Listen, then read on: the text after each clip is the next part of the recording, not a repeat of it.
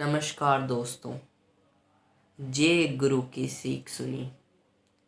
एक रात नानक अचानक घर छोड़कर चले गए। किसी को पता नहीं कहाँ है।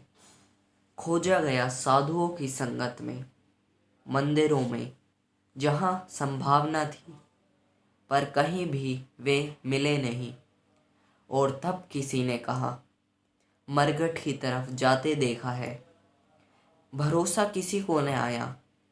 मरघट अपनी मर्जी से कोई जाता ही कैसे है। मरघट ले जाने के लिए तो 4 आदमियों की ज़रूरत पड़ती है। बामुश्किल कोई जाता है। मरा हुआ आदमी भी जाना नहीं चाहता, तो जिंदा आदमी के तो जाने का कोई सवाल नहीं। लेकिन जब नानक को कहीं नहीं पाया तो लोग मरघट पहुँचे। मरघट में उन्होंने सूनी जमा रखी थी। बैठे थे ध्यान में। घर के लोगों ने कहा, पागल हो गए हो? घर द्वार छोड़कर, बच्चे पत्नी छोड़कर यहाँ क्या कर रहे हो? यह मरघट है, क्या तुम्हें पता नहीं है? नानक ने कहा, यहाँ जो आ गया वह फिर कभी मरता नहीं, और जिसे तुम घर कहते हो, वहाँ जो भी है वह आजकल मरेगा। फिर मरघट कौन सी चीज़ है?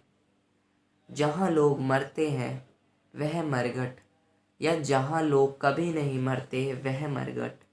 और फिर जब एक दिन यहाँ आना ही है तो 4 आदमियों के कंधे पर चढ़कर क्यों आना? शोभा नहीं देता। मैं खुद ही चला आया हूँ। यह घटना बड़ी महत्वपूर्ण है। जो होना ही है उससे नानक का संघर्ष नहीं है। जो होना ही है उसका स्वीकार है। मृत्यु भी होनी है, उसका भी स्वीकार है। और क्या कष्ट देना दूसरों को वहाँ तक ले जाने के लिए, खुद उठकर ही चले जाना बेहतर है। जो होगा उससे हमारा विरोध बना रहता है। हमारी अपनी चाह है, ऐसा न हो। नानक की अपनी कोई चाह नहीं, जो किसकी चाह है। अगर मृत्यु भी उसकी चाह है तो वह भी नानक को स्वीकार है। उस रात नानक को लोग समझा बुझाकर घर ले आए, लेकिन नानक फिर वैसे ही आदमी नहीं रहे जैसे थे। कुछ उनके भीतर मर ही गया और किसी नए का जन्म हो गया।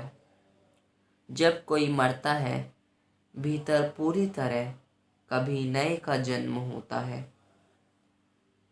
जन्म की वही प्रक्रिया है। मरघट से गुजरना ही होगा, और जो जान कर गुजर जाए, होश में गुजर जाए, उसे नया जन्म मिलता है। वह नया जन्म नया शरीर का जन्म नहीं, वह नया जन्म नई चेतना का आविर्भाव है। तुम डरे हो, और जहाँ भय है वहाँ भगवान से कोई संबंध न हो सकेगा। तुम जितने पूजा पाठ कर रहे हो वे भय के कारण है, भगवान के प्रेम में नहीं।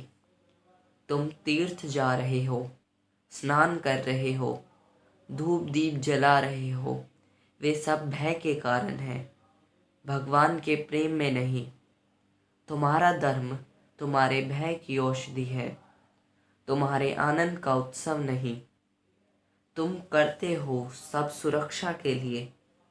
तुम इंतज़ाम सब जुटाते हो, जैसे तुम धन जुटाते हो, मकान बनाते हो, बैंक बैलेंस बनाते हो, बीमा करवाते हो।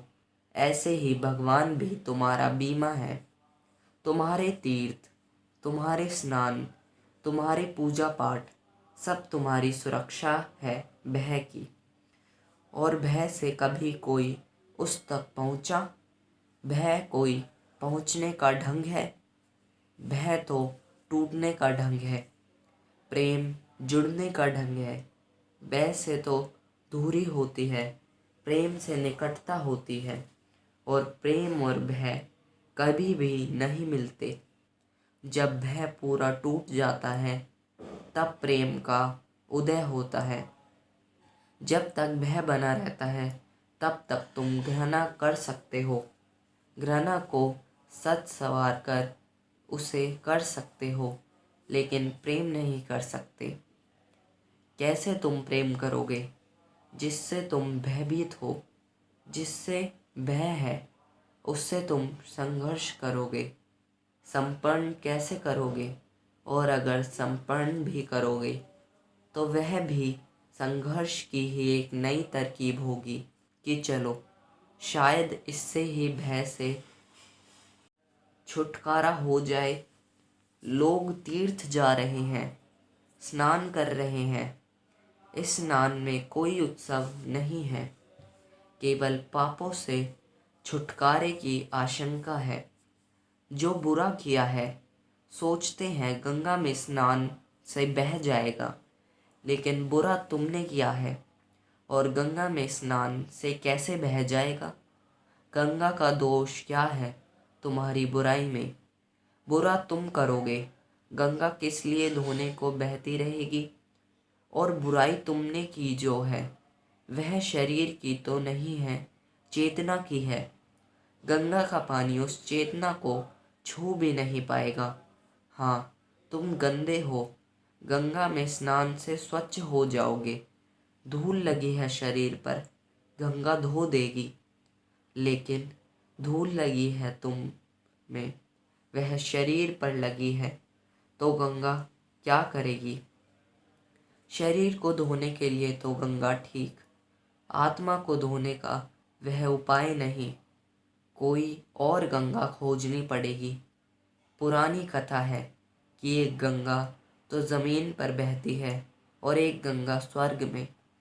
तुम्हें स्वर्ग की गंगा खोजनी पड़ेगी, क्योंकि पृथ्वी की गंगा शरीर को छुएगी। पृथ्वी की है, शरीर तक पहुंच पाएगी। स्वर्ग की गंगा तुम्हें छुएगी, तुम्हें धो देगी। लेकिन स्वर्ग की गंगा तुम कैसे खोजोगे? कहाँ खोजोगे? ये सूत्र स्वर्ग की गंगा की खोज के लिए कह गए हैं। यदि मैं उसको भा गया तो मैंने तीर्थों में स्नान कर लिया। उसको भा जाना स्वर्ग की गंगा को खोज लेना है। उसको भा जाना बड़ा गहरा सूत्र है। इसे समझने की थोड़ी कोशिश करो। एक तो तुम उसे भाओगे तभी जब तुम उसके विरोध में नहीं खड़े हो। तुम उसको भाओगे तभी जब तुम सब शांति अपनाकर और सभी भांति को अपने से लीन कर कर तुम उसे भाओगे तभी जब तुम्हारा कर्ता भाव मिट गया है। परमात्मा करता है, तुम निमित्त हो, बस तुम भा जाओगे। ओशो।